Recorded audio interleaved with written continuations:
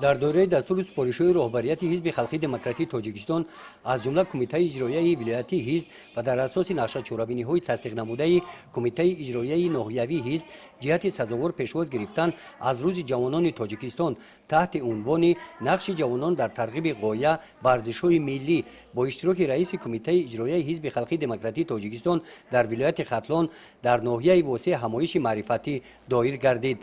پیش از آغاز واخوری نمایندگان کمیته اجرایی حزب خلقی دموکراتیک تاجیکستان در ولایت ختلان با غالبان دور جمهوریوی آزمون‌های فنی همصحبت شده با محصول مهنت دستی نورسان شناس گردیدند. در قسمت دیگری چهاربینی همایش ایدانه جوانان از همه ساحه‌ها معارف، تندرستی، صنعت و ساختمان و خواجگی‌های دهقانی اشتراک ورزیدند.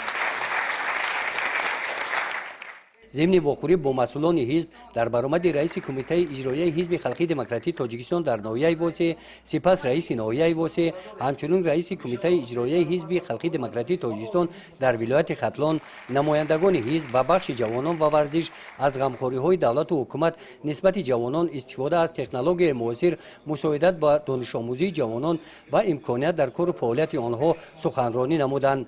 این چنین قید کرده شد که جوانان جواباً به این همه غمخوری‌ها باید با دانش خوب و اعلی، انتظام نمونوی و صادق بودن به وطن و دولت خود را در کار و فعالیتشان نشان دهند. در همین محیط ایدانه به جوانان فعال ناحیه سپاسنامه و افتخارنامه‌ها تقدیم کرده شدند. مورد ذکر است که بعد ملاقات سودمند با جوانان در پیروی به سیاست بشردوستانه اساسگذار صلح و وحدت ملی پیشوای ملت پرزیدنت جمهوری تاجیکستان محترم امامعلی رحمان نمایندگان حزب از وضع حالت خدمترسانی طبی در بیمارخانه مرکزی ناحیه شناس گردیده با بیماران از عائله‌های نیازمند کمک یک وقته رسانیدند. همچنین در ادامه این سفر نمایندگان حزب به شرایط خانه اینترنت بیماری‌های روحی ناحیه واسع شناس گردیده برای باشندگان آن کمک رسانیدند.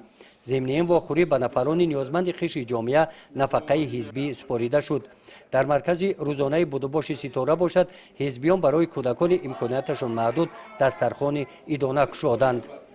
گزارش خواجه نظریف خدای نظر ظهوروف از ناحیه واسع برای برنامه اطلاعاتی نوید.